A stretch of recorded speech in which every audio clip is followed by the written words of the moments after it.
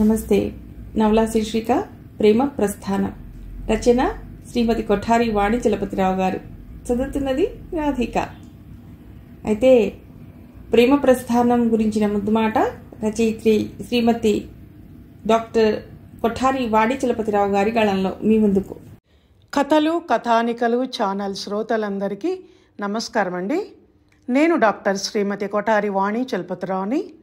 ఈరోజు ప్రేమికుల దినోత్సవం సందర్భంగా ఈ ఛానల్లో సీరియల్గా ప్రసారం కాబోతున్న ప్రేమ ప్రస్థానం నవలా రచయిత్రిని నేను. రచయిత్రిగా ముందు మాటతో మీ వాయిస్ ఇవ్వండి అని శ్రీమతి రాధిక గారు నన్ను అడగటంతో ఇలా మీ ముందుకు వచ్చాను.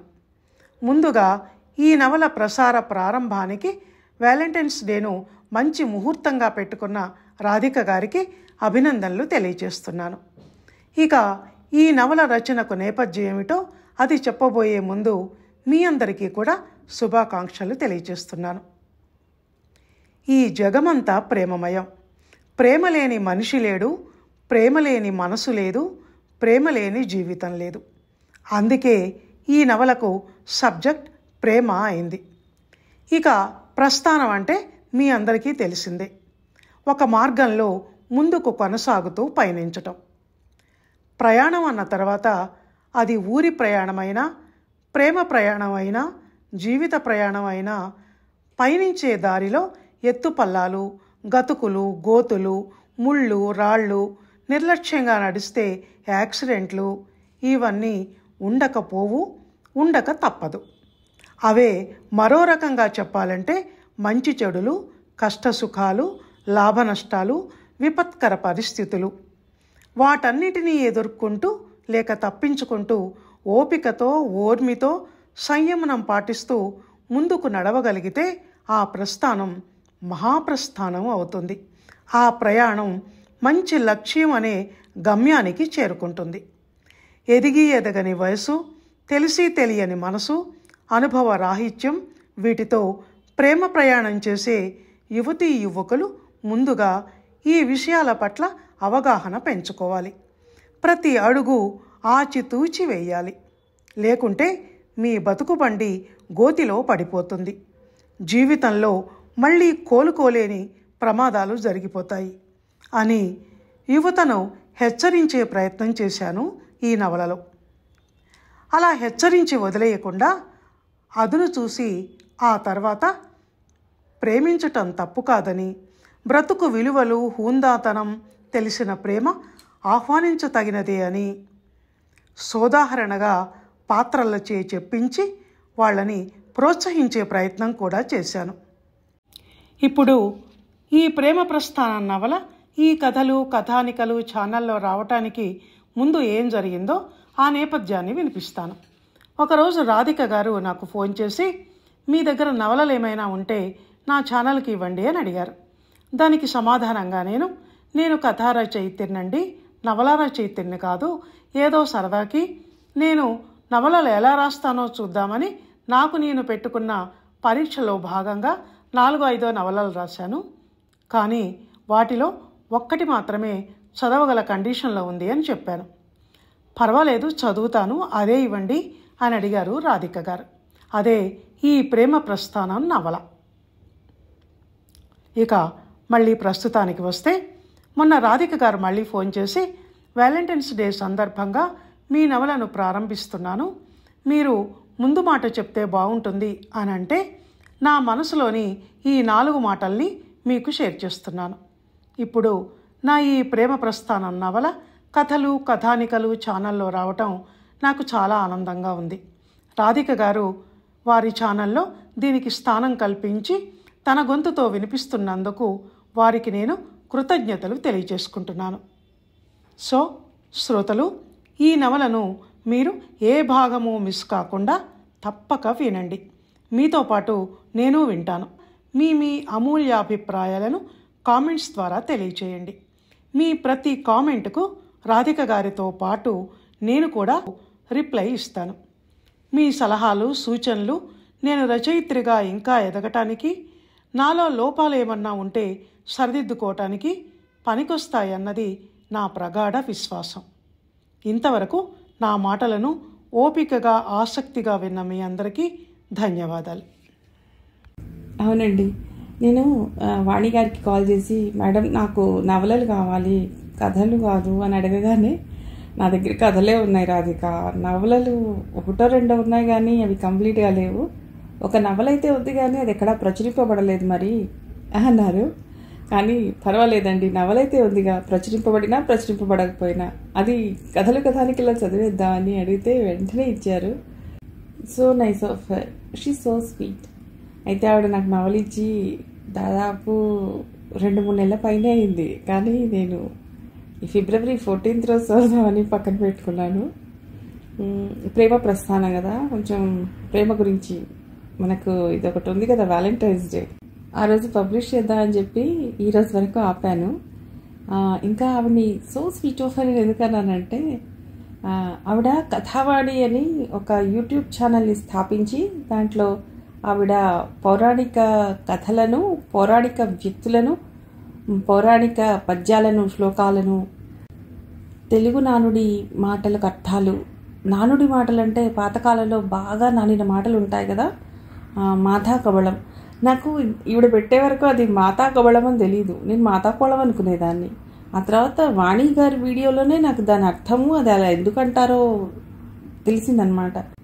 అది కాకుండా నేను ఆవిడని పర్సనల్గా రిక్వెస్ట్ చేశాను, నాకు గజేంద్ర మోక్షం ఘట్టం చాలా ఇష్టం, నేను చిన్నప్పటి నుంచి తెలియదు ఎందుకో, అది ఎప్పుడు వచ్చినా అట్లా అతుక్కుపోయి వింటూ ఉంటా, లేకపోతే పుస్తకం తీసి చదువుతూ ఉంటా, నాకు చికాకు అనిపించినప్పుడు, లేకపోతే ఇంకేదైనా డౌన్ అనిపించినప్పుడు పోతన పద్యాలు తీసి వింటూ ఉంటా అనమాట, చదువుతూ ఉంటా, తాత్పర్యాలు మళ్ళా వింటూ ఉంటా, చాగంటి వారి వింటూ ఉంటా. గజేంద్ర మోక్షం ఎక్కడొస్తే అక్కడ అతుకుపోతా అనమాట. ఆవిడ నాకు గజేంద్ర మోక్షంలోని పద్యాలు, గజేంద్ర మోక్షం ఘట్టం మొత్తం వినిపించమని అడిగాను. ఆవిడది వినిపించారు, ఎంత అద్భుతంగా ఉందో. నాకు కథావాణిలో మేడం ఏదైనా చెప్తున్నా, వినిపిస్తున్నా, ఆవిడ మాట్లాడుతుంటే విధానం ఎట్లా ఉంటుందంటే, ఒక తల్లి తన పాపాయిని పక్కన కూర్చోబెట్టుకుని మంచి మాటలు, బుద్ధులు చెప్తుంటారు కదా, నాకు అట్లాగే అనిపిస్తారు. ఏది విన్నా, ఆవిడ ఏం మాట్లాడినా ఒక తల్లి పిల్లవాడికి చెప్తున్నట్టే అనిపిస్తారు. అందుకని షీ సో స్వీట్. మీరు వీలుంటే ఖచ్చితంగా కథావాణి వినండి, మీకు తెలుస్తుంది, మీకు అర్థమవుతుంది నేను చెప్తున్నాను. And thank you so very much madam. నేను అడిగిన వెంటనే నాకు ప్రేమ ప్రస్థానం నవల ఇవ్వటమే కాకుండా దానికి ముందు మాట కూడా within 2 hours నాకు అందజేశారు. Thank you so very much. ఇక కథలోకి వెళ్దామా?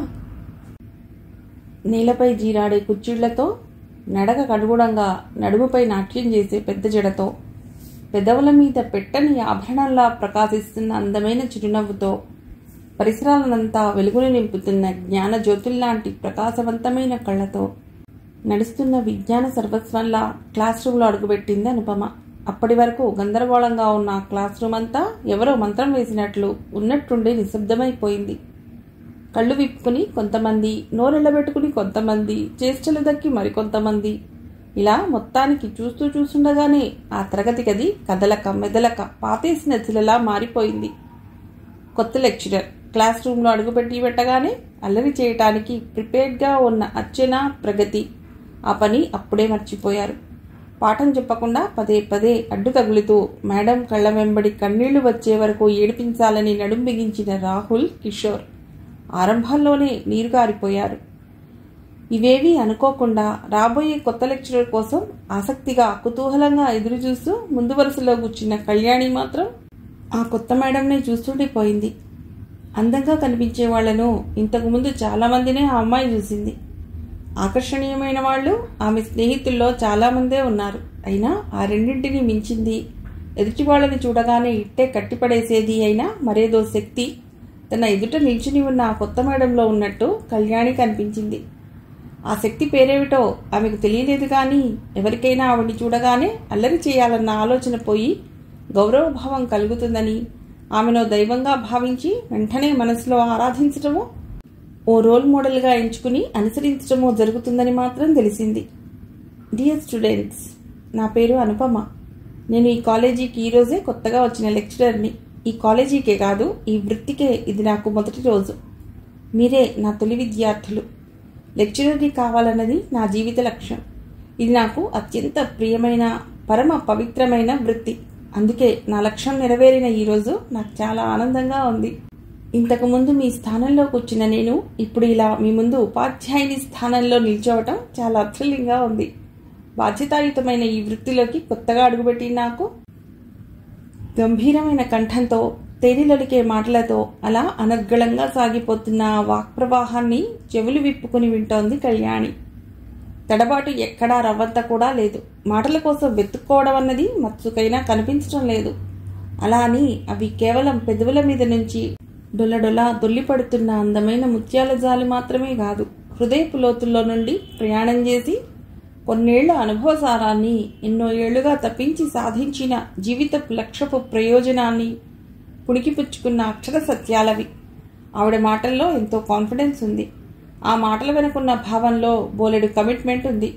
బహుశా అదే ఆమె అందం రహస్యమేమో. బహుశా అదే ఆమెలోని ఆకర్షణకు అంత శక్తినిచ్చిన సాధనమేమో అని అనిపిస్తోంది కళ్యాణికి. బ్యూటీకి నిర్వచనం చెప్పొచ్చు, గ్లామర్కి గ్రామర్ రాయొచ్చు.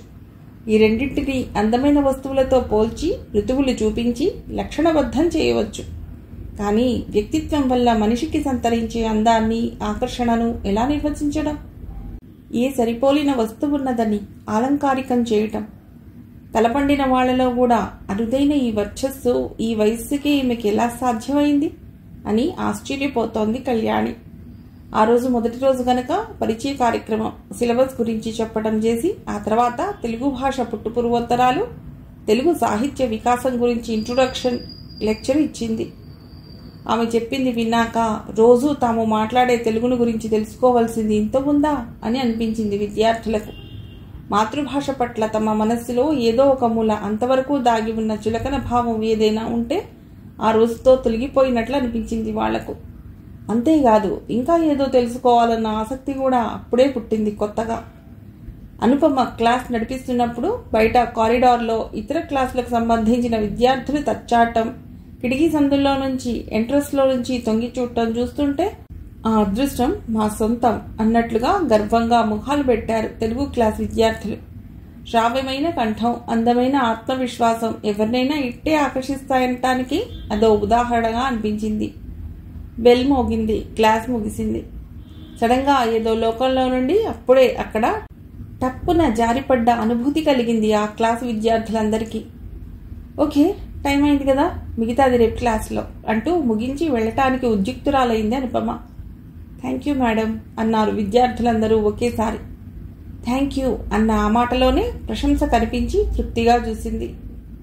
ఆఖరి క్లాస్ కావటంతో పిల్లలందరూ గుంపులు గుంపులుగా గడబిడగా మాట్లాడుకుంటూ బయటికి వచ్చారు. ఇది క్లాస్ అంటే, ఇది ఇలా ఉండాలి అనుకుంది కళ్యాణి. అల్లరి మాట మర్చిపోయి నేనేంటలా అయిపోయాను అని ఆశ్చర్యపోయింది అర్చన. అసలు ఏ ఫ్యాషన్స్ చేయకపోయినా ఎంత అందంగా ఉంది ఈ మేడం, సింప్లిసిటీలో కూడా అందం ఉంటుందా అని తనను ప్రశ్నించుకుంది. మోడర్న్ డ్రెస్లు, బాబ్ కటింగ్, హై హీల్స్లో ఎప్పుడూ క్లాస్గా కనిపించడానికి ప్రయత్నించే ప్రగతి. నేనేమిటి ఈరోజు ఇంత కామ్గా ఉండటం ఏమిటి, అది నేనేనా అని అనుమానంగా తన వంక తాను చూసుకున్నాడు కిషోర్. క్లాస్ను అదరగొట్టడం కోసం తెచ్చుకున్న సీమటపాకాయలు, మేడం మీద విసరటానికి తెచ్చుకున్న పూలు, ప్లాస్టిక్ బల్లులు, పాములు, నోటి నిండా ప్రిపేర్ అయి వచ్చిన పిల్లి కూతలు, కుక్కారుపులు అన్నీ భద్రంగా మూటగట్టుకుని తెచ్చినవి తెచ్చినట్లే ఇంటికి పట్టుకెళ్లాడు రాహుల్. అది అంతే. ఎప్పుడు ఏం జరుగుతుందో, ఏ పుట్టలో ఏ పాముందో, ఏ మనిషిలో ఏ శక్తి దాగుందో చూసే వరకు, అనుభవించే వరకు ఎవరూ చెప్పలేరు. రోజులా అలసిపోయి ఈశ్వరమంటూ కాకుండా ఆ రోజు ఉత్సాహంగా ఇంటికొచ్చింది కళ్యాణి కాలేజీ నుండి. వస్తూనే ఇంటి ముందు సామాన్తో ఉన్న లారీని, దాన్ని అన్లోడ్ చేస్తూ హడావుడిగా తిరుగుతున్న కూలీ మనుషులను చూసి పైపర్షంలోకి మళ్లీ ఎవరో కొత్త కిరాయి వాళ్ళు దిగినట్లున్నారు. 5 రోజుల దాకా ఇక డిస్టర్బెన్స్, సామాన్లు సర్దుతున్న చప్పుళ్ళు, మేకులు దిక్కొడుతున్న సుత్తి శబ్దాలు, మాటి మాటికి తలుపులు కొట్టి నీళ్లు ఎక్కడ పెట్టుకోవాలి, పాలు ఎక్కడ దొరుకుతాయి, గ్యాస్ సిలిండర్ ట్రాన్స్ఫర్ గురించి అడగాలి, ఒకసారి మీ ఫోన్ వాడుకుంటాం వంటి ప్రశ్నలు, అభ్యర్థనలు తప్పవు అనుకుంది చిరాగ్గా. సొంత ఇల్లు కట్టుకున్నవాడు తెలివి తక్కువవాడనుకుంటే అందులో ఒక పోర్షన్ కిరాయికి ఇచ్చుకున్నవాడు మరింత తెలివి తక్కువవాడు అన్న మాటలే అక్షరం అక్షరం పొల్లిపోకుండా వాస్తవం అనిపిస్తుంది. 6 నెలలకో సంవత్సరానికో మాటి మాటికి మారిపోయే కొత్త వాళ్లకు చోటు కల్పించే కిరాయిదారులను చూస్తుంటే ఇదొక న్యూసెన్స్ అనుకుంటూ లోపలికి వెళ్ళింది కళ్యాణి. అప్పటికే అద్దె వాళ్ళకి మంచినీళ్ళు పాల ప్యాకెట్ అందించడంలో బిజీగా ఉన్న అమ్మని చూసి, మళ్ళీ కొత్త వాళ్ళు వచ్చారా పైకి అని ప్రశ్నించింది. వచ్చారు కానీ ఒకసారి నువ్వు పైకి వెళ్ళి కరెంటు మీటర్ రీడింగ్ నోట్ చేసుకునిరా అని పురమాయించింది రాజ్యలక్ష్మి. ఇష్టం లేకపోయినా తల్లి మాటను కాదనలేక పేపర్ పెన్ను తీసుకుని మెట్లెక్కింది కళ్యాణి. పరికిణి కుర్చీళ్లు పైకి పట్టుకుని ఆఖరి మెట్టెక్కి పక్కకు తిరగబోతుంటే అదే సమయానికి లోపల నుంచి విసురుగా బయటికి రాబోయిన ఓ యువకుడు టక్కున ఆగిపోయాడు. కళ్యాణి కూడా అలాగే ఆగిపోయింది. లేకుంటే ఇద్దరికీ డాష్ అయి ఉండేది. నలిగిన షర్టు, బనీను, చేతిలో కటింగ్ ప్లేయర్, సుత్తి పట్టుకుని ఉన్నాడు. మనిషి కాస్త నల్లగా మోటుగా పెద్ద పెద్ద కనుగుడ్లతో అదో విధమైన వెకిలి నవ్వుతో కనిపించగానే చూపులు పక్కకు తిప్పుకుంది కళ్యాణి. పక్కకు తప్పుకుని పోబోతుంటే, hi, I'm Giridhar, BSc final. మీరు ఈ ఇంటి వాళ్ళ అమ్మాయా? బాగున్నారు చాలా. పేరు అని సిగ్గు బిడియం లాంటివేమీ లేని దూకుడు మనిషిలా ఎదురుగా ఉన్న అందాన్ని తినేసేలా చూస్తూ ఆరాటంగా ప్రశ్నించాడతడు.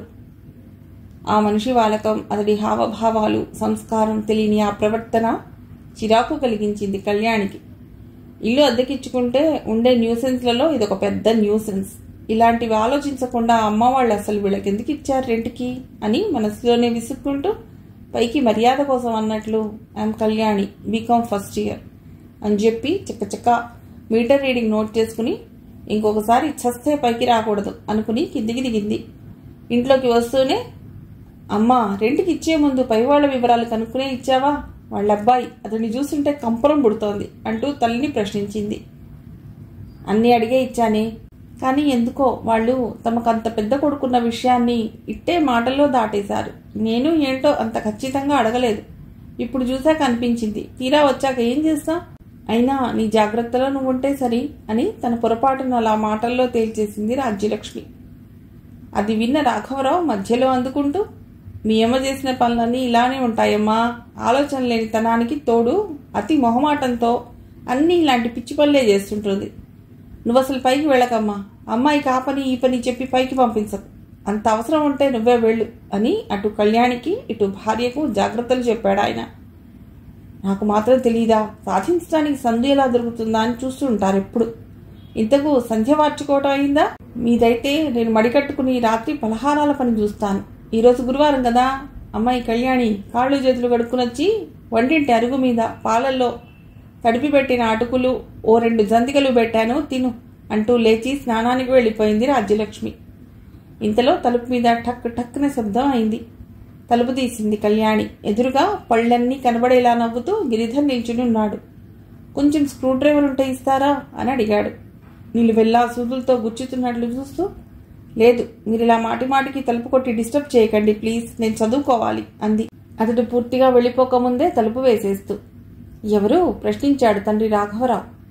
ఎవరూ లేరు, పైవాళ్లు అని సమాధానం చెప్పింది కళ్యాణి.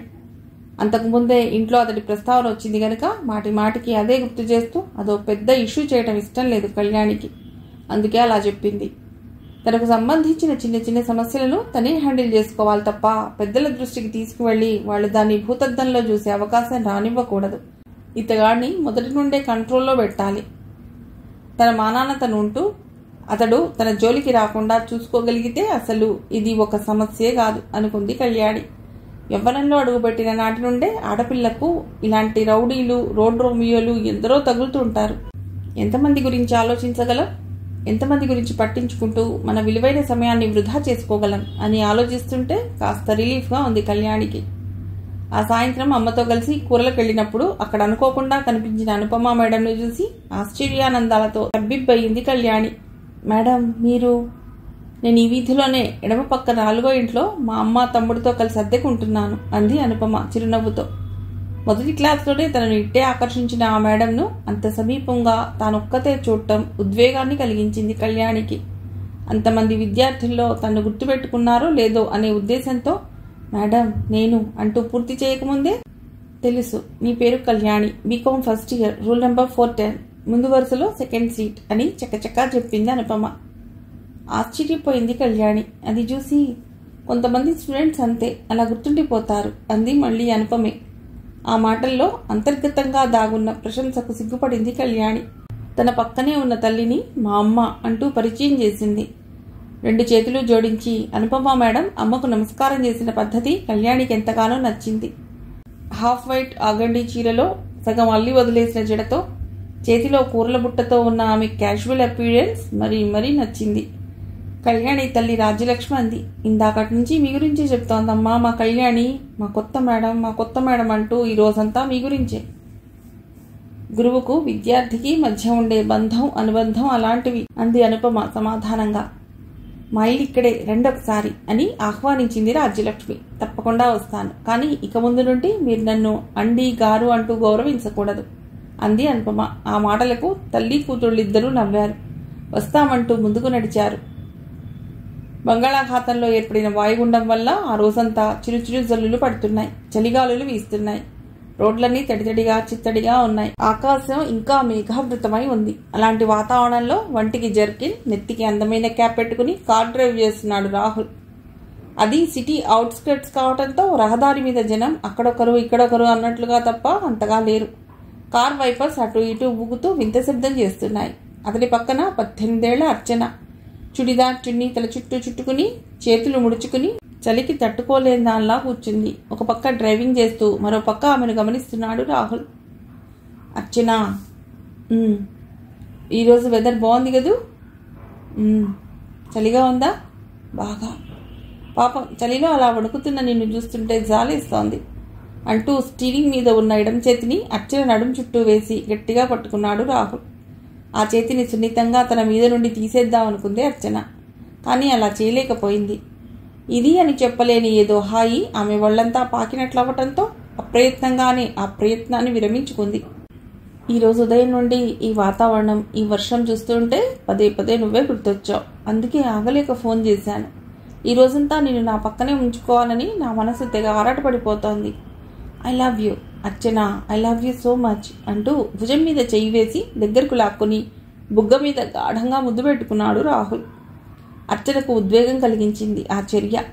వద్దు అందామనుకుంటూనే అనలేకపోయింది. ఆ స్పర్శ సుఖం ఆమెకు తెలియని ఏదో ఆనందానుభూతిని కలిగించసాగింది. పురుష సాన్నిధ్యంలో అంత మైమరపు, అంత గొప్ప పులకింత కలుగుతుందని ఆ రోజే మొదటిసారిగా ఆమెకు అనుభవానికి వచ్చింది. రాహుల్ తను దాదాపు సంవత్సరం నుంచి ప్రేమించుకుంటున్నారు. లవ్ లెటర్స్ రాసుకున్నారు. సినిమాలు షికార్లు తిరిగారు. చాట్ బండార్లో, బేకరీల్లో ఏకాంతంగా కూర్చుని కబుర్లు చెప్పుకుంటూ ఫాస్ట్ ఫుడ్స్, కూల్ డ్రింక్స్ తీసుకున్నారు. పక్కపక్కన కూర్చుని పాప్కార్న్ తింటూ మ్యాట్నీ షోలు చూశారు. అందులోని హీరోయిన్ స్థానంలో తమని తాము ఊహించుకుంటూ ఎన్నో డ్యూయెట్స్ పాడుకుంటూ కలల్లో ముద్దులు కౌగిలింతలు కానిచ్చేశారు. పార్క్లో పొదల చాటున ఎవ్వరికీ కనిపించకుండా కూర్చుని సున్నితంగా ఒకరి చేతిని ఒకరు స్పర్శించటం, భుజం రాసుకునేలా కూర్చోవటం చేశారు. కానీ ఎన్నడూ ఇలా ఇంత సాన్నిహిత్యంగా, ఇంత ఒళ్ళు మర్చిపోయేంతగా, ఇంత ఉద్రేకపూరితంగా ప్రవర్తించలేదు. అందుకే కొత్తగా ఉంది ఆ అనుభవం అర్చనకు. జీవితం అంతా రాహుల్కి అంత దగ్గరగా, అంత ఆనందాన్ని అనుభవిస్తూ గడిపేయాలని ఉంది. అర్చన, ఇంట్లో ఏమని చెప్పొచ్చావు అడిగాడు రాహుల్. వెంటనే రాహుల్కి కొంత దూరం జరిగి బెదిరిన లేడీలా చూస్తూ కాలేజీలో స్పెషల్ క్లాసెస్ ఉన్నాయని చెప్పొచ్చాను అంది. అప్పుడు తను చేసిన పొరపాటు తెలిసొచ్చింది రాహుల్కి. అసందర్భంగా ఏ టైంలో ఎలాంటి మాటలు మాట్లాడాలో తెలుసుకోకుండా ఒక్క క్షణం మర్చిపోయి అర్చనకు ఇంటిని గుర్తుకు తెచ్చినందుకు ఆమె మూడ్ మారిపోతుంటే ఫలితం ఎంత ఘోరంగా ఉంటుందో గుర్తొచ్చింది. వెంటనే ఆలస్యం చేయకుండా అర్చన భుజం మీద ఉన్న తన చేతిని గట్టిగా నొక్కి ఒక్క ఉదుటిన ఆమెను తన వైపు తిప్పుకుని పెదవుల మీద గట్టిగా ముద్దు పెట్టుకున్నాడు. దాంతో పూర్తిగా ఈ లోకాన్ని మర్చిపోయి అతని భుజం మీద వాలిపోయింది అర్చన. ఒక చేత్తో ప్రేమను, మరో చేత్తో కారును నడిపిస్తుండటంతో స్టీరింగ్ కాస్త కంట్రోల్ తప్పి కారు కాస్త పక్కకు పోయింది. ఇంతలో చిరుచిరు జల్లుల వాన కాస్త చిటపట చినుకులుగా మారి కారు టాప్ మీద తబలా వాయించటం మొదలెట్టింది. కారు రోడ్డు పక్క కాపి గ్లాసులన్నీ ఎక్కించేశాడు రాహుల్. అలా చేశాక తను అర్చన ఒక ఇరుకు గదిలో బందీ అయిపోయిన భావం కలగటంతో అతడికి మరింత ఉత్సాహం వచ్చింది.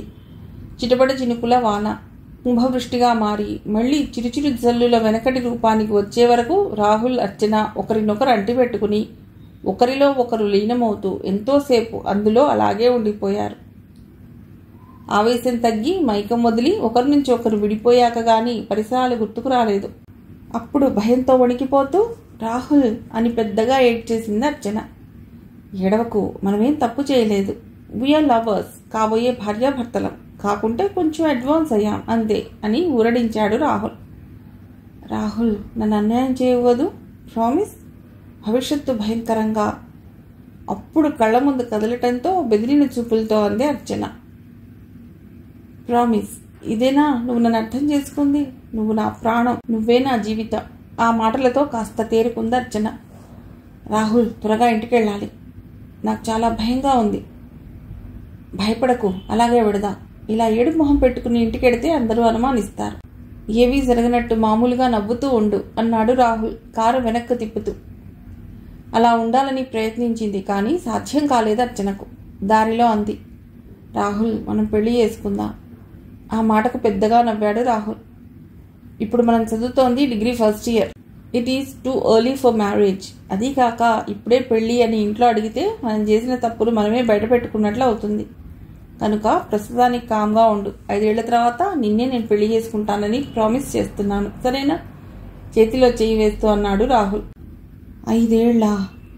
5 యుగాలా అన్నట్లంది అర్చన. పీజీ కావాలి, లైఫ్లో సెటిల్ అవ్వాలి, అప్పుడు కదా పెళ్ళి. ఇప్పుడే పెళ్లి చేసుకుంటే రేపు మనకు పుట్టబోయే పిల్లలను ఎలా పోషించుకోగలని చెప్పు అన్నాడు రాహుల్ నవ్వుతూ. పిల్లల ప్రస్తావన వచ్చేసరికి గజగజా వణికిపోయింది భయంతో అర్చన. చీకటి పడింది. అర్చన ఇంటికి కొంత దూరంలో కారాపి మీ ఇల్లు వచ్చింది అన్నాడు రాహుల్. ఇల్లనగానే ఏడుపు వచ్చింది అర్చనకు. ఏడవద్దని చెప్పానా? నువ్వు చాలా బ్రేవ్ గర్ల్ అనుకున్నాను, మరీ ఇంత బేరం అనుకోలేదు. ఏం కాదు, వెళ్ళు, మామూలుగా ఉండటం మాత్రం మర్చిపోవద్దు అంటూ ధైర్యం చెప్పాడు రాహుల్. వెళ్లబోతున్న అర్చన చేతిని తన చేతిలోకి తీసుకుని చుంబించాడు. థ్యాంక్స్ అన్నాడు రాహుల్. చెర్నాకోల్తో ఎవరో వీపున ఒక్క చరుపున చరిచినట్లయింది అర్చనకు ఆ మాటతో. వెనక్కి తిరిగి చూడకుండా చకచకా ఇంటి వైపు నడిచింది పరుగులాంటి నడకతో. ఇంత పొద్దుపోయిందాకా ఏం స్పెషల్ క్లాసే? చదువు పేరుతో చంపేస్తున్నట్లున్నారే మీ కాలేజీ వాళ్ళు అంది అర్చన తల్లి శకుంతల. రాత్రి వంటకు కూరలు తరుగుతూ. వర్షంలో ఎక్కడ చిక్కునిపోయావో, ఎంత ఇబ్బంది పడుతున్నావో అనుకున్నా. ఒక్క ఫోన్ చేస్తే వచ్చి తీసుకొచ్చేవాడి కదా అన్నాడు తండ్రి ముకుందరావు బిజినెస్ లెక్కలేవో చూసుకుంటూ. ఫ్రెండ్ ఇంటికి వెళ్ళాను, కంబైన్డ్ స్టడీస్కి, ఆఫ్టర్నూన్ వరకు స్పెషల్ క్లాసెస్ అంటూ హడావిడిగా ఏదో సమాధానం చెప్పి వంచిన తల ఎత్తకుండానే బెడ్రూమ్లోకి వెళ్ళి తలుపేసుకుని పక్క మీద పడి బోరున ఏడ్చేసింది అర్చన. ఆ రాత్రి అన్నానికి పిలిచినా తలుపులు తీసి బయటకు రాలేదు. ఆ తర్వాత 2 రోజులు కాలేజీ మొహం చూడలేదు. 3వ రోజున వాచిన కళ్ళు వాలిన కనురెప్పలతో కాలేజీ గేట్లో అడుగుపెట్టగానే అనుకోకుండా ఫస్ట్ పీరియడ్ క్లాస్ నుంచి స్టాఫ్ రూమ్ వైపు వెళుతున్న అనుపమ మేడం కనిపించింది. ఆమెను చూడగానే చటుక్కున తల వంచుకుని నమస్తే మేడం అని ఆదుర్దాగా విష్ చేసి తడబడే అడుగులతో తన క్లాస్కి వెళ్ళిపోయింది అర్చన. ఆ సమయంలో తను వెనక్కు తిరిగి చూడలేదు, కానీ చూస్తే తన వింత ప్రవర్తనను నిశితంగా చూస్తున్న 2 కళ్ళు ఆమెకు కనిపించేవి. ఆ కళ్ళు అనుపమవి. హలో, హౌ ఆర్ యూ అంటూ కన్నుగీటి పలుకరించాడు రాహుల్. ఆ పలుకరింపు అర్చనకు రోషాన్ని ఉక్రోషాన్ని కలిగించింది. చచ్చా, సిగ్గు లేకపోతే సరి, ఎలా నవ్వుతున్నాడో చూడు, పెద్ద ఘనకార్యం చేసినట్లు. ఈ తప్పు నా ఒక్కదాన్నేనా? తనకు మాత్రం వర్తించదు. ఇంకోసారి ఈ రాహుల్తో మాట్లాడకూడదు, ఎక్కడికి పిలిచినా వెళ్ళకూడదు అనుకుంది అర్చన దృఢ నిశ్చయంతో. 3rd period Telugu class. Anupama madam వస్తుందంటే ఎందుకో గుండె దడగా ఉంది అర్చనకు. ఆమె దృష్టిలో పడకుండా ఉండాలనే ఉద్దేశంతో వెళ్లి వెనక సీట్లో తనకన్నా పొడుగ్గా ఉండే అమ్మాయి వీపు వెనక నక్కి కూర్చుంది. నిన్నగాక మొన్న వచ్చిన ఈ మేడంను చూసి నేనెందుకు ఇంతగా భయపడుతున్నాను? ఇంతకన్నా సీనియర్ మోస్ట్ లెక్చరర్స్ ఈ కాలేజీలో ఎంతమంది లేరు అని బింకంగా తలబిరుసుగా ఆలోచించింది. కానీ విషయం అంతుబట్టలేదు. కొన్ని విషయాలంతే ఓ పట్టాన అంతుబట్టవు. ఆ రోజు శకుంతలోపాఖ్యానం పాఠం చెప్పింది అనుపమ క్లాస్లో. అరగంట అయింది అద్దం ముందు చేరి. అయినా మేకప్ ముగియటం లేదు ప్రగతికి. ఫెయిర్ అండ్ లవ్లీ రాసి దాని మీద పింక్ కలర్ పౌడర్ వేసుకుంది. బ్రష్తో ఐలాషెస్ పెట్టుకుని కళ్లకు ఐలైనర్ దిద్దుకుంది.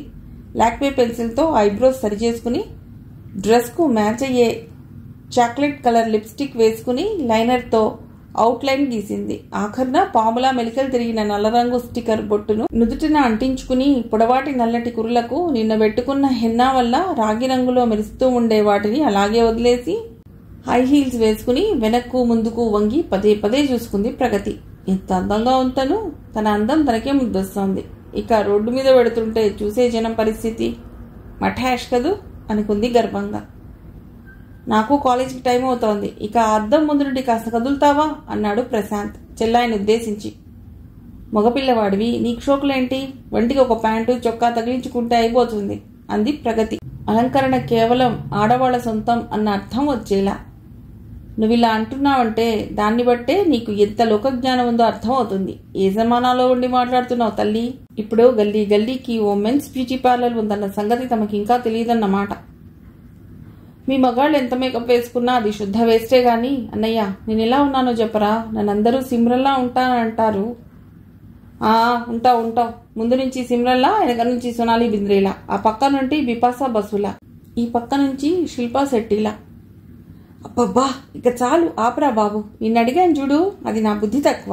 నేను అందంగా ఉంటానని నీకు కుళ్ళు అంటూ మధ్య హాల్లోకి వెళ్ళి, అమ్మీ నేను ఎలా ఉన్నానో చూసి చెప్పు అంది ప్రగతి ఫెమినా తిరిగేస్తూ సోఫాలో కూర్చున్న తల్లిని ఉద్దేశించి. నీకేమే అందాల బొమ్మవి, అచ్చం అమ్మ పోలికతో పుట్టావు కదా, అదే మీ నాన్న పోలికతో పుట్టుంటే అని శ్రీలక్ష్మి అంటుండగానే మంచి తెలివితేటలైన అబ్బేవి అని అందుకున్నాడు హరినాథ్. ఇప్పుడు నా తెలివితేటలకి ఏమైంది డాడీ? రోషంగా అంది ప్రగతి. నీ తెలివితేటలకేమమ్మా, అమోఘం. టీవీలో సినిమా క్విజ్ వస్తున్నప్పుడు అందులో పార్టిసిపెంట్స్ కన్నా ముందు అద్భుతంగా నువ్వే సమాధానాలు ఇస్తుంటే వింటుంటాను కదా. ఏ సినిమాలో ఏ హీరో ఏ హీరోయిన్ నటించారు, అందులో వాళ్ళ సినిమా పేర్లేంటి, వాళ్ళ ఉత్తపదాలేమిటి, వగేరా వగేరా టకటగా చెప్పేస్తుంటావు. క్లాస్ పరీక్షల్లో మాత్రం అత్యవసర మార్కులు తప్ప ఒక్క అడుగు కూడా ముందుకే ఇవ్వు కదా. మమ్మీ చూడు డాడీ అంటూ తల్లి దగ్గరికి వెళ్ళి గారాలు పోయింది ప్రగతి.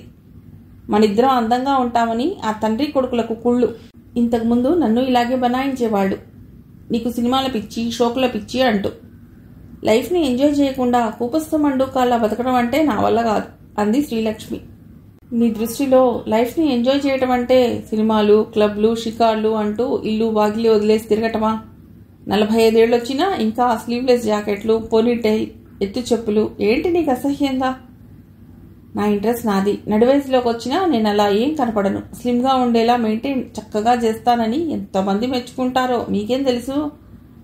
ప్రగతి నేను పక్కపక్కన పెడుతుంటే మీ చెల్లెలా నడుగుతారు అందరూ తెలుసా? గొప్పే, నీ దృష్టిలో అదో గొప్పే మరి. 50 ఏళ్లకే మొహం మీద మడతలొచ్చి జుట్టు తెల్లగా ఎలా ఉన్నారో మీరు ఒక్కసారి అద్దంలో చూసుకోండి. ముఖానికి తెగ క్రీములు పులిమి పౌడర్ కోటింగ్ వేస్తే తెల్ల జుట్టుకు నల్ల రంగు డై చేస్తే నేను మీలాగే ఉంటాను. ఈ వాదన విని విని సహనం చచ్చిపోయింది ప్రగతికి. డాడీ మమ్మీ బాబా మొదలెట్టారా ఫైటింగ్? అందుకే ఇంట్లో బోర్ అనేది నేను. ఇక ఒక్క క్షణం ఉండలేను బాబు, నేను ఎడుతున్నాను, నాకు టైం అవుతోంది అంటూ హ్యాండ్ బ్యాగ్ భుజానికి తగిలించుకుని పాయింటెడ్ షూస్ టకటకలాడించుకుంటూ బయలుదేరింది ప్రగతి. టైం అయ్యేది దేనికి? కాలేజీకా, మార్నింగ్ షో సినిమాకా అన్నాడు వెనక నుండి హరినాథ్ వెటకారంగా. కాళ్ళకెవరో బంధం వేసి లాగినట్టు టక్కున ఆగిపోయింది ప్రగతి. డాడీకి ఇలా తెలిసింది? 6th సెన్సా అనుకుంది. ఉదయం కిషోర్తో తను చేసిన ఫోన్ టాక్ మనసులో మెదలగా. హలో ప్రగతి, నేను కిషోర్ని. హాయ్ లేదు, హోయ్ లేదు, కానీ త్వరగా తయారై కోటీ సెంటర్కి రా, కొత్త పిక్చర్, రన్కు టికెట్లు దొరికాయి. Oh what a pleasant surprise. ఎలా సంపాదించావు tickets? Really you are a wonderful boy. 9 కల్లా వచ్చేస్తావా? వస్తా కానీ మరి కాలేజ్ క్లాసులు bunk, that's all. Botany bore, history roast. పాట వినలేదా నువ్వు? అయినా ఈ రోజుల్లో కాలేజీకి వెళ్ళి చదువుకునే బుద్ధావతారాలు కాపీ కొట్టకుండా పరీక్ష రాసే ఫూల్స్ ఎవరున్నారు? అయినా నీ కాలేజీ మీద ఇంత శ్రద్ధ ఎప్పటి నుంచి తల్లి? తెలుగు క్లాస్ కొత్త మేడం, అఫ్కోర్స్ బాగుంటుంది అనుకో. ఇంతకుముందు లాంగ్వేజ్ క్లాస్ ఒక్కటైనా అటెండ్ అయ్యామా మనం? ఆ రోజైనా మేడం నేర్పిద్దామని అందరం క్లాస్లో కూర్చున్నాం. కానీ Anupama madam, really she's wonderful madam కదూ? అవుననుకో, కానీ అందుకోసమని కొత్త సినిమా వదులుకోలేం కదా. అయినా ఈరోజు తెలుగు క్లాస్ 6th పీరియడ్లో ఉంది. అప్పటికల్లా వెళ్ళి క్లాస్లో కూర్చోవచ్చులే గప్చిప్గా. అలా అయితే ఓకే అని తను ఫోన్ పెట్టేసిన సంఘటన గుర్తొచ్చి పట్టుబడ్డ దొంగల బిక్కమొహం వేసింది ప్రగతి. అలాంటి క్లిష్ట పరిస్థితిలో సమయానికి తల్లి ఎంటర్ అయిపోయి ఆదుకోకపోతే అయిపోయేదే. కోర్టులో ముద్దాయిని నిలదీసి అడిగినట్లు ఏమిటో అడగటం? ఎదిగిన పిల్లల్ని పట్టుకుని చదువుకునేటప్పుడు చదువుకోవాలి, సినిమా చూసేటప్పుడు సినిమా చూడాలి.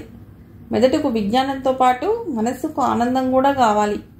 ఫ్యాషన్లు, సరదాలు, సినిమాలు, షికార్లు కాలేజీ లైఫ్లో కాకపోతే రేపు పెళ్ళై సంసారం, పిల్లలు, మీలా చలిమిడి ముద్దలాంటి మొగుడు కూడాక అప్పుడా అంది శ్రీలక్ష్మి. అలా అనటమేగాక నువ్వు వెళ్ళు ప్రగతి అని పర్మిషన్ కూడా ఇచ్చేసింది. బతుకు జీవుడా అంటూ బయటపడుతుండగా ప్రగతి ఆగు, నేను కూడా వస్తాను, నిన్ను మీ కాలేజీ దగ్గర డ్రాప్ చేస్తాను అంటూ వెనక నుండి అన్నాడు ప్రశాంత్. వీడొకడు నాకు బాడీ గార్డ్లా, సరిగ్గా సమయానికి ఎక్కడి నుంచో ఊడిపడతాడు, ఇప్పుడు ఎలా తప్పించుకోవటం అని ఆలోచించింది ప్రగతి ఓ క్షణం. మా ఫ్రెండ్ కళ్యాణి నా కోసం బస్ స్టాప్లో వెయిట్ చేస్తుంటుంది, నేను వెళ్ళాలి, నీ దారిన నువ్వు వెళ్ళు అని వెనక్కి తిరిగి చెప్పింది. మళ్ళీ వెనక్కి తిరిగి చూడకుండా వెళ్ళిపోయింది ప్రగతి. రోడ్డు మీదకి వెళ్ళాక మాత్రం అన్నయ్య వస్తున్నాడో ఏమో అనుకుంటూ మాటి మాటికి వెనక్కి తిరిగి చూస్తూ కోటీ సెంటర్ చేరుకుని అక్కడి నుంచి కిషోర్ బైక్ మీద వెనక కూర్చుని థియేటర్ ముందు వాలిపోయింది ప్రగతి. ఒక పక్క చ్యూయింగం నమ్లుతూ మరో పక్క జీన్స్ ప్యాంట్ టీషర్ట్లో అందంగా గ్లామరస్గా నోరూరిస్తున్నట్లున్న ప్రగతి వంక కన్నార్పకుండా చూశాడు కిషోర్ చాలాసేపు. అతడి చూపుల్లో ఉన్న మెచ్చుకోలుకు బోలెడు ఆనందం, గర్వం కలిగాయి ప్రగతికి. Lovely, fantastic, thank you. నీ అందం ముందు ఫిల్మ్ యాక్టర్స్ కూడా ఎందుకు పనికిరారు. నిజంగా నిజంగా నిజం. ఆ హైట్, ఆ స్లిమ్ పర్సనాలిటీ, ఆ ఫోటోజెనిక్ ఫీచర్స్ అచ్చం ఐశ్వర్యరాయ్లా ఉన్నావు. అంటే ప్రపంచ సుందరి పోటీకి కూడా పనికొస్తానా? 100%. అంత ఆశలేదు కానీ ఫిల్మ్ యాక్ట్రెస్ని కావాలని మాత్రం చాలా కోరికగా ఉంది. మెరిసే కళ్ళను చకచక అటూ ఇటూ తిప్పుతూ అంది ప్రగతి. ఆశ్చర్యంగా ఆమె వంక చూశాడు కిషోర్. ఇంతలో పిక్చర్ స్టార్ట్ అయింది. కిషోర్, ప్రగతి ఒకరి మీద ఒకరు వాలిపోతున్నట్లుగా కూర్చుని సినిమా చుట్టంలో లీనమైపోయారు. మధ్య మధ్య ఆమె తొడ మీద తన అరచేత్తో చరుస్తూ కబుర్లు చెప్తున్నాడు కిషోర్ నవ్వుతూ. ముక్కు మొహం తెలియని హీరో హీరోయిన్లను, వాళ్ల ఫ్రెండ్స్ గ్యాంగ్ని చూస్తూ ఇప్పుడు ట్రెండ్ మారింది. సినిమాల్లో వేషాలు వేయటానికి ఇదివరకటిలా పాండీ బజార్లో పచార్లు చేస్తూనో, సినిమా స్టూడియో గేట్లు పట్టుకుని వేలాడుతూనో దశాబ్దాల తరబడి పడిగాపులు పడవలసిన అవసరం లేదు అన్నాడు కిషోర్. మరి ఎలా దొరుకుతుంది సినిమా ఛాన్స్? ఏ హీరో తమ్ముడో, ఏ డైరెక్టర్ కొడుకో, ఏ మాజీ హీరోయిన్ చెల్లెలో, ఆఖరికి ఏ కాస్ట్యూమ్ డిజైనర్ కూతురో అయినా పర్వాలేదు. ఇందులో కనీసం ఏ ఒక్కటి నాకు అప్లై అవ్వదు కదా. అయితే పేపర్ చూస్తూ ఉండి రోజు కొత్త నటీనటులు కావలేను అని ప్రకటనలు వస్తూ ఉంటాయి తరచు. అప్పుడు ఫోటోలు వివిధ భంగిమల్లో జతపరిచి ఓ అప్లికేషన్ పడి వచ్చేస్తుందంటావా? స్క్రీన్ టెస్ట్లో కాస్త నెగ్గుకు రాగలిగావంటే మాటలు డబ్ చేస్తారు, పాటలు ఏ ప్లేబ్యాక్ సింగర్తోనో పాడిస్తారు కనుక వాటి పంచాయతీ ఉండదు. అవును కానీ రేపు నువ్వు పెద్ద హీరోయిన్ అయ్యావనుకో, ఈ లవర్ని గుర్తుపెట్టుకుంటావా అన్నాడు కిషోర్ భుజం మీద చెయ్యేస్తూ. యూ నాటీ అంది ప్రగతి కిషోర్ థై మీద ఒక్క సరుపు చరుస్తూ. అబ్బా మండింది. అలా మండితే గానీ మళ్ళీ ఇంకోసారి ఇలా మాట్లాడవు. ఇంతకు నువ్వు సినిమాల్లో యాక్ట్ చేయటం మీ వాళ్ళకి ఇష్టమేనా? నిజంగా నాకు అలాంటి ఛాన్స్ వస్తే మా మమ్మీ అయితే ఎగిరిగా అంతేస్తోంది. మా డాడీతోనే కాస్త ప్రాబ్లం, ఎలాగోలా మేనేజ్ చేయాలి. ముందు ఛాన్స్ రావాలి కదా. అంత అదృష్టం నన్ను వెతుక్కుంటూ వస్తుందని నాకు నమ్మకం లేదు. అదృష్టం మనల్ని వెతుక్కుంటూ రాదు, మనమే అదృష్టాన్ని వెతుక్కుంటూ వెళ్ళాలి. అదే ఎలాగో అర్థం కావటం లేదు. ఈ విషయంలో నాకెవ్వరూ సపోర్ట్ లేరు. మా అన్నయ్య, వాడికి కంప్యూటర్స్ ఉంటే చాలు, అదే వాడి ప్రపంచం. బొత్తిగా టేస్ట్లెస్ జీవితం వాడిది.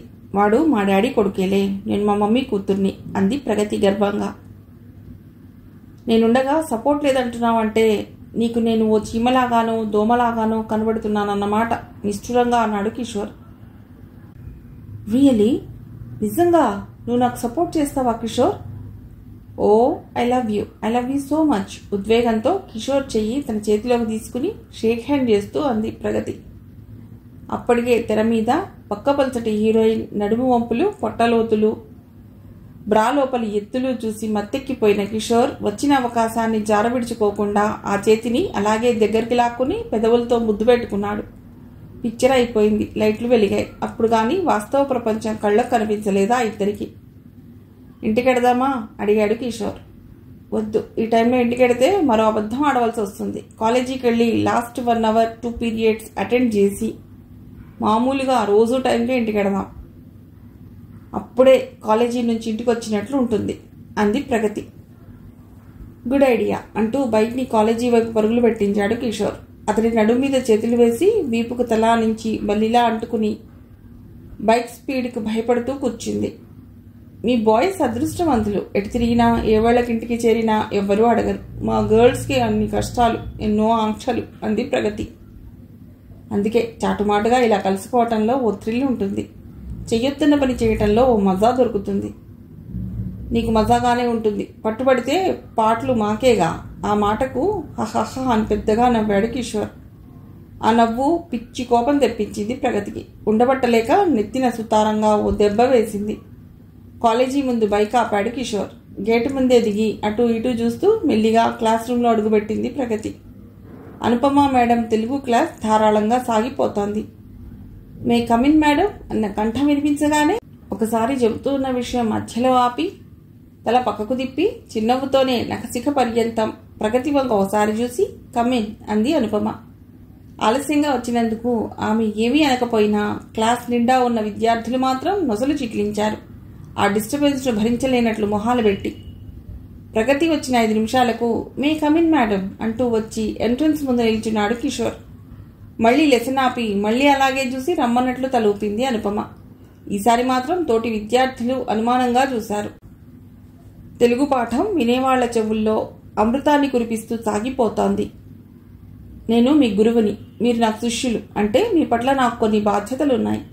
సిలబస్లో ఉన్న పాఠాలు చెప్పి మిమ్మల్ని మంచి మార్కులతో పాస్ చేయించే బాధ్యత మాత్రమే కాదు, జీవిత పాఠాలు నేర్పి మిమ్మల్ని మంచి మార్గంలో నడిపించి ఉత్తమ పౌరులుగా తీర్చిదిద్ది ఈ సమాజానికి అందించవలసిన బాధ్యత కూడా నా మీద ఉంది. ఎందుకంటే ఎంత చదువు చదివినా, ఎన్ని డిగ్రీలు సంపాదించినా మనిషిలో సంస్కారం, నీతి నిజాయితీలు, మానవత్వ లక్షణాలు లేనప్పుడు అవన్నీ నీటి మీద రాతల్లా నిష్ప్రయోజనమవుతాయి, తావిలేని పువ్వుల్లా నిరర్థకమవుతాయి. అందుకే ప్రతి మనిషి ఉత్తమ వ్యక్తిత్వాన్ని అలవర్చుకోవాలి.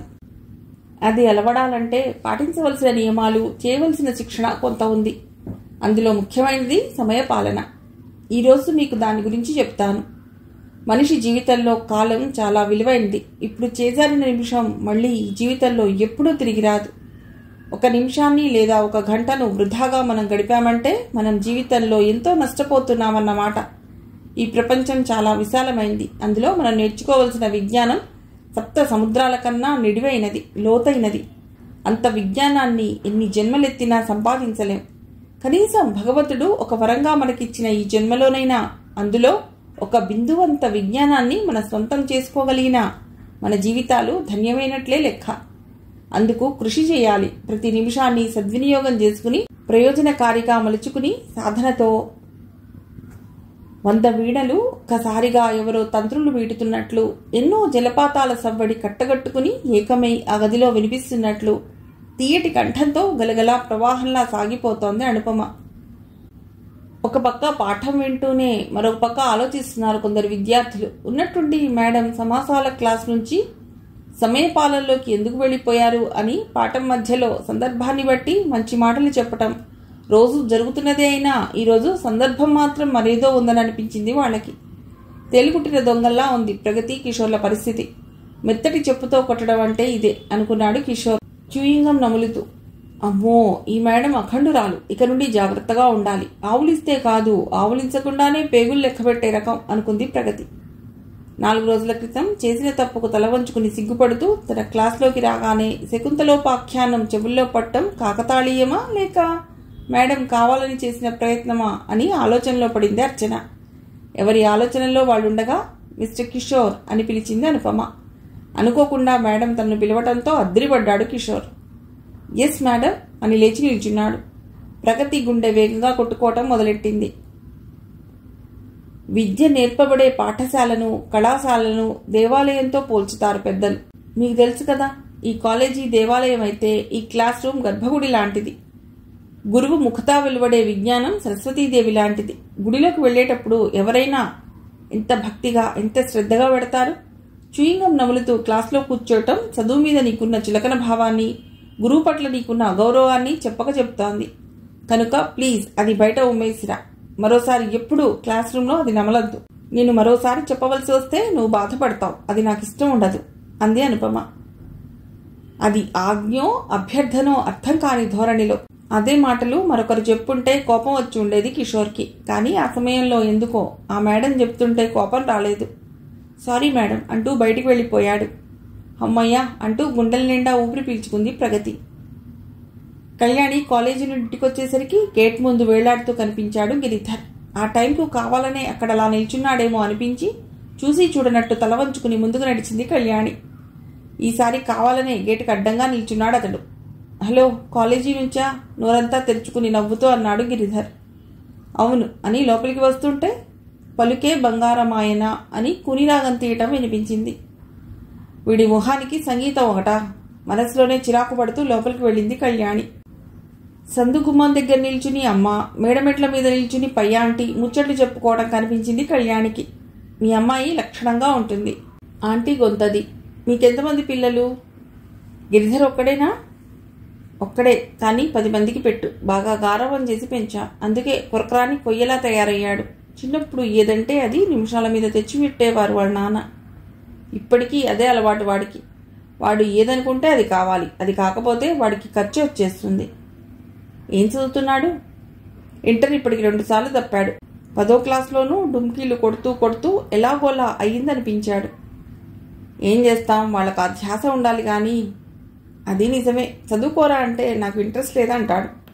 ఏదైనా బిజినెస్లోనైనా పెడదామని ఆటోమొబైల్ ఒకటి పెట్టిస్తే అక్కడ అంతే, అందరితో కొట్లాటలు.